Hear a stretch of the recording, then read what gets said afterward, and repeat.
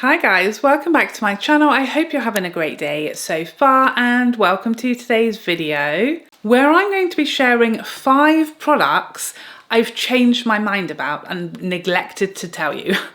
How rude. Some of these products I liked originally, but it has turned into unadulterated love and besottedness. Some of these products I hated originally, but have now learned to love them. And some of them I loved originally, but have gone off of them over time. So if you want to know what changed my mind, why, what happened, what has gone on here, then keep watching. So first of all, we're going to talk about the product that inspired this entire video, and it is the Charlotte Tilbury Unreal Skin Sheer Glow Tint. This has been quite the turnaround, let me tell you. So originally, when this first came out, I feel like I was off on a bad foot with it because I was disappointed. When I hear that Charlotte Tilbury is bringing out a new foundation, let me tell you, my interest is not only peaked, it's off the planet, okay? I was beside myself. I love and adore Charlotte Tilbury as a brand, and her foundation, her Beautiful Skin Foundation, is one of my favorite evers. So the fact that this was kind of promoted as a foundation, very much a multitasking product, but it is called a foundation on Charlotte's own website. I mean, it says it even here, hydrating foundation stick. I fear it set me up to fail because when I first tried this, this is not a foundation. It doesn't have enough coverage to really, for me, like be a foundation. If we'd said skin tint or tinting stick or something like that, I feel like we would have got off on a better foot. I just had not necessarily higher expectations, but different expectations to what I got. So I think the first time I used this, I was like, okay, it's obviously not got barely any coverage. It's a very glowy, hydrating sheen product, and it just doesn't cover enough for me to use it as a foundation. And then I felt like on its own, it was a bit too like shiny. So I think I just didn't have a use for this in my collection. In the summer months, this all over my face was going to make me look very, very Tin Man-y, and as a foundation it wasn't going to give me enough coverage. So for me it just didn't work in any way, shape or form as something that I would use regularly in my collection. Then I stumbled upon a video from Glow by Diamond, and she is one of my favorite accounts on Instagram, makeup accounts.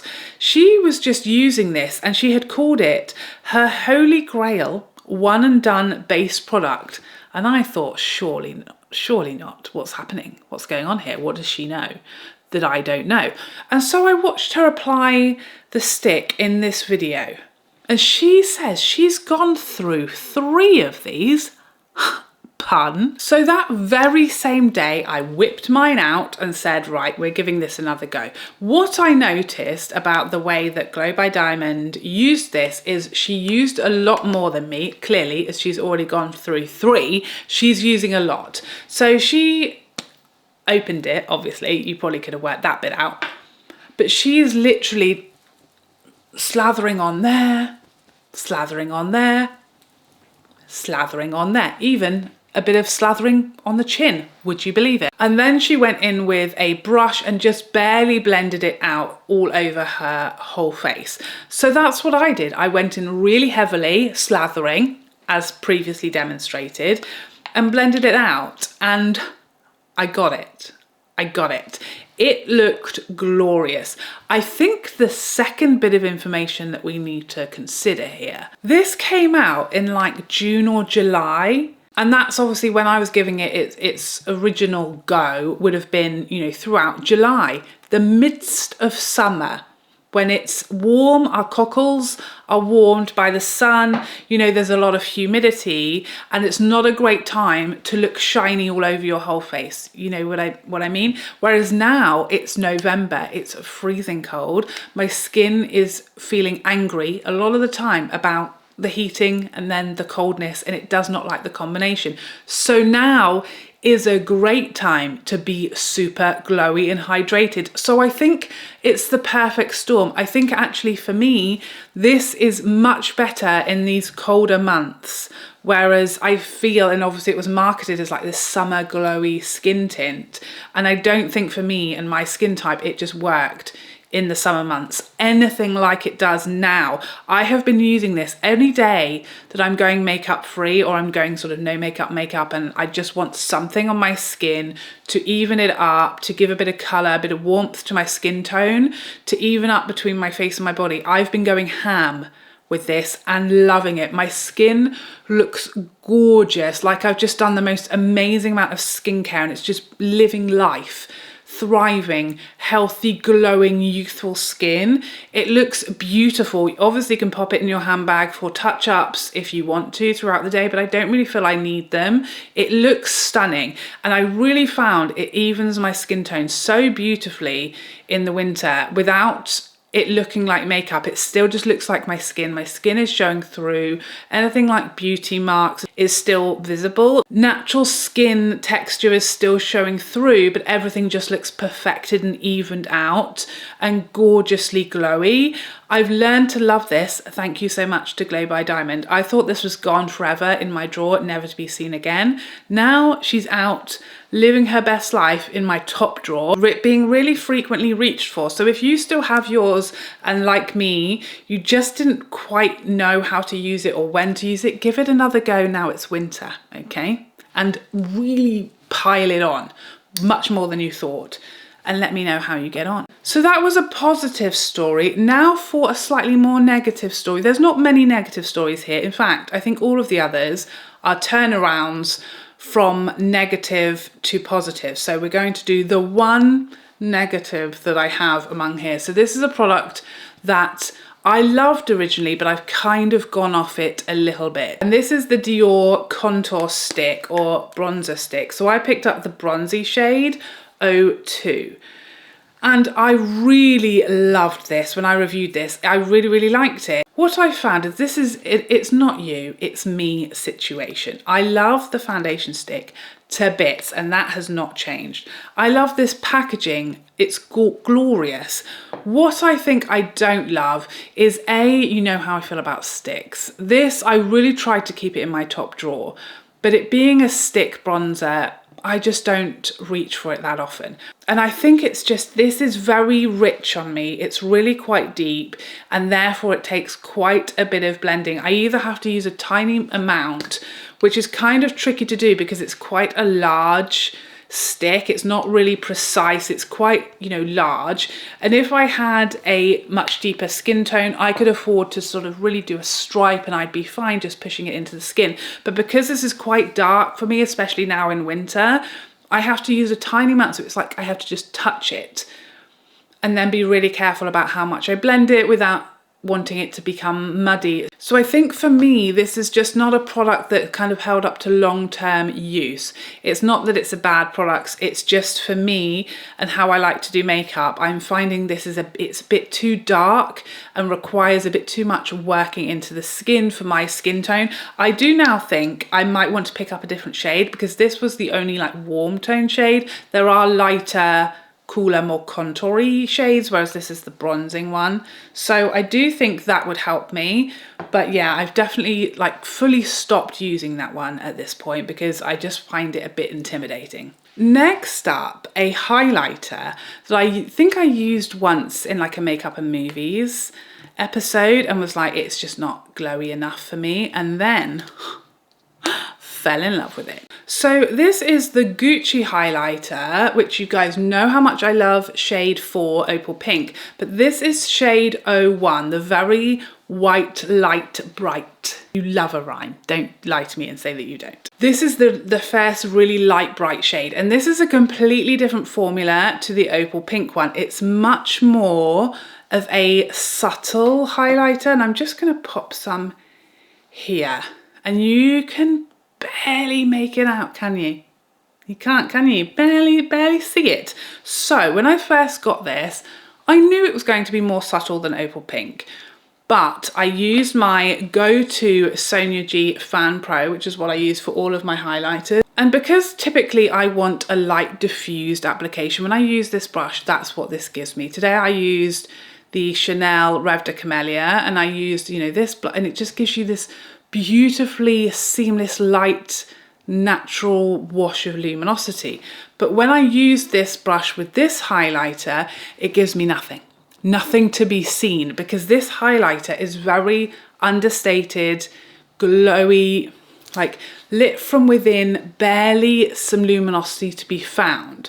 So I thought, you know, you can't even see you know, there's no highlight, there's no glow. It's too subtle, even for me, a person who usually loves a more subtle highlighter. So I wrote it off. It's not impactful enough. I never thought I'd say those words, but I found a highlighter finally that is too subtle for my taste. And then one day, it sounds like the beginning of a spooky story, but it's not. I tried it with this brush. So this is Sonia G's Fan M, and this is a very different beast to the Fan Pro. So the Fan Pro, light, airy, like a fairy's wing, just waving a bit of highlighter at your cheek, okay? Works beautifully with intense highlighters to get a more diffused, soft, natural application. This bad boy, much denser, firmer, in control of the situation. This picks up much more product and gives me the perfect amount of glow. This has become such a favorite of mine now. I almost, not quite, thought it might beat out Opal Pink as my like favorite shade. It doesn't, but it has now become like my go-to highlighter for days when I want something really soft and like lit from within, candlelight. She's not wearing highlighter, she's just being hit perfectly by the light, cheating, if you will.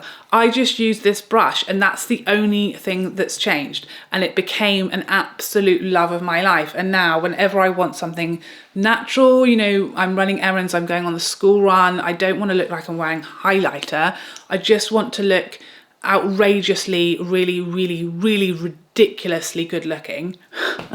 I reach for this, and everyone just assumes I was given birth to by angels, and no one asks any further questions. Next up, something that is a very recent change of events that stunned me and rocked me to my core. And it's the Dior Sequin liquid lipsticks. These came back this year with a bang. I'm sure last year there was like two shades. Was there even just one shade? I definitely know there were not 10 shades last year. So last year I picked up the red. These were very much like a gimmicky holiday thing for me. The sparkling, who's going to walk around with glitter all over their lips? Not me, but would I wear it to a Christmas party? Absolutely. Perfect occasion. This year I started off purchasing a couple of shades that were again a bit more fun, you know, knowing that they're, you know, wear them to a couple of parties and then hide in a drawer forever situation for me. So I bought, you know, a quite rich one, and then the sort of salmon corally shade, both, you know, quite sort of party festive sparkling lip shades. And what I said in my review, and what I've always said about these, is that they are a New Year's, Christmas party, and then never worn again throughout the rest of the year. But then I started watching videos and getting curious about some of the other shades, and I went back and picked up shade 100, which is what I'm wearing on my lips right now. Now, being honest, would you have looked at me and thought I've got a glitter lipstick on my lips? Because I don't. So I have activated the glitter, I have rubbed my lips together, and it just gives it this stunning bit of like shine and like reflection. I think this is all about the shades. So this is obviously a more nude lipstick, and yes, it has the glitter in there, but it's more subtle because of the colour, and it just really looks like a bit of reflection and catching the light, and it's so flipping pretty. I would absolutely, and have been wearing this shade specifically willy-nilly everywhere, because you get the bonus of the fact that it's a dry down, you know, transfer proof lipstick that will wear through an entire meal while having this bit of like, from the glitter, what looks like a bit more of a glossy sort of shine or sheen to the lips, and they're so comfortable. I love these now. The packaging is insane. I just needed to find the right shade to make it more wearable like year round. And finally, we're going to talk about the Chanel Cream to Powder blushes. Do you see the state of this one, by the way? You can clearly see how much I've been loving this. Now, this wasn't a product that I started off hating or thinking was rubbish at all. You know, I reviewed these. This is the shade Beige Eclatant, and I thought this was going to go how all cream product reviews go for me, because you know how I feel about a cream and a liquid. I just don't like using them typically. I find them intimidating. I'm just a powder girl through and through. And so I expected to use them for review purposes, maybe a few more times, and give you my full thoughts in a monthly roundup, and then they'd never see the light of day again. But not only have the two shades that I picked up for review stayed and resided in my top drawer for months now, I've gone back for a third one recently. And these have become, I'd have to say, the first cream cheek product that have ever fully made it into my top drawer and stayed there for any length of time, and then like this one then been like, oh no, I'm not using it, put it back into the cream drawer where everything goes to die. These have stayed in there. I've gone back for more. I love these so much. They're exactly what I've been wanting all along from a cream. They just apply like a powder. I don't have to worry about the exact placement or how pigmented they are, and how on earth am I going to blend out these 3 miles of product that have ended up on my cheek. They're so soft and subtle and buildable. They never disturb anything underneath. They're a dream to blend. They wear really, really well, better than any other typical cream cheek product that I've experienced. And they look so pretty, so soft focus, and with so much glow as well to them. So you get all of the bonuses from a cream product, but with the ease and the pigmentation of a powder. I'm obsessed with them. I'm using them so much. I never thought I'd say that about cheap products. So these have gone from, I like it, sure, to they've changed everything I thought I knew about myself. Can't believe it. Now, I thought that was the last product, but then I found another one. So sorry about it. So this really is the final product. I said it before, but I mean it this time. This is it. Okay, I've checked everywhere. We're going to talk about Charlotte Tilbury's Powder Bronzer. Have you seen or heard me talk about this for years now? I mean, probably. I can't remember. When did it come out? I'm sorry. These came out 4 years ago. That's horrifying. I need a drink. But it's true, okay? I looked it up. 4 years ago, Get Out of Town. Well, that just tells you how expired the other one I own is. Whoops. 4 years ago, apparently, I purchased one of these Charlotte Tilbury powder bronzers in the shade Tan, and I initially loved it and I used it a lot. I even hit pan on it. Can you Adam and Eve it? If you had watched, I think I included it in my Project Pan that I did ages ago, and I loved it. It was like my holy grail for a minute. And then a load of other easy for you to say. And then a load of other bronzers came out. The cream bronzer from Charlotte Tilbury. This year alone, we've had the YSL, we've had the RMS, we've had the Armani. We've had a lot of bronzers come and go since this one. And because I sort of hit pan on it, I hit pan and then I was like, oh, I've done it. I've achieved my life's goals. I can retire now. And I basically stopped using it and focused on all of the new bronzers and forgot all about it. And then I think I was going over my bronzers for my top 3 in every category. I saw this one, and at the same time Charlotte Tilbury was having like a sale, and I had like points or something was going on. So I bought this for like half, like 50%, half price, in the medium shade. The medium shade, because I have gone back and used the tan shade, but I just find it a little darker than what I like. these days. You know, there's been a lot of bronzers with better shade ranges come out over the years, and I definitely started to prefer going a bit lighter with my bronzer and then building up to where I want it, rather than using a darker bronzer and then like having to use it really lightly and blend it a lot. So whenever I've kind of revisited that tan shade, I've been like, no, I prefer to build up. So I thought, really not that much of it, and I'm going to pick up the medium shade and just remind myself of it.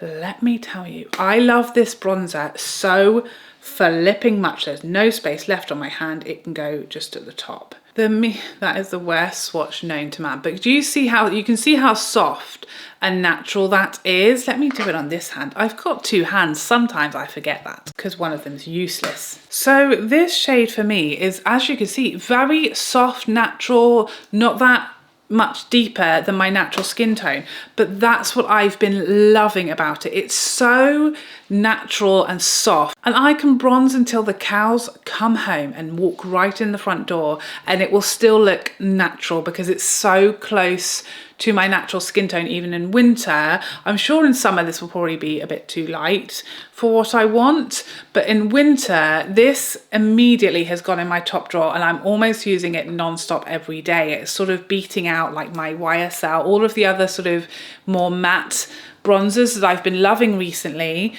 have slightly fallen by the wayside, and I feel confident I'm going to hit pan on this one now. I'm actually considering revisiting and doing another project pan. I know. Am I mad? I might be, because I know I hated it last time.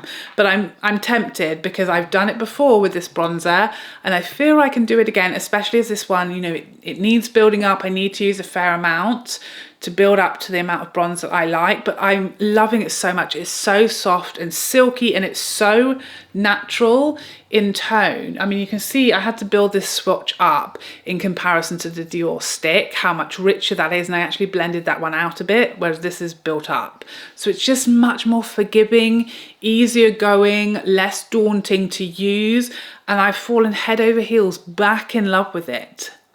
What a journey. So there you have it. I told you I wasn't joking this time. That really is all 6 of the products that I feel I needed to let you know my feelings have changed on. Some for the better, some for the worse, but I feel like it's so important to revisit products, to give them another chance, to try a different combination, different application, different brush, and see actually how well you can grow to love them. Because for many of you guys, you know, you're not a content creator, but you try and love trying new products and love trying a lot of makeup, and you probably end up with a lot of it. You know, if it didn't work the first few times you've given it a bit of a go, it's easy for it to go in a drawer and you never to think about it again. But you've already spent your money, it's there. You know, if you can't sell it, if you can't return it, there's nobody you want to give it to, it's just going to sit and rot in your drawer, and that's like 40-50 pounds in the bin. Essentially, if you can come across a different application method,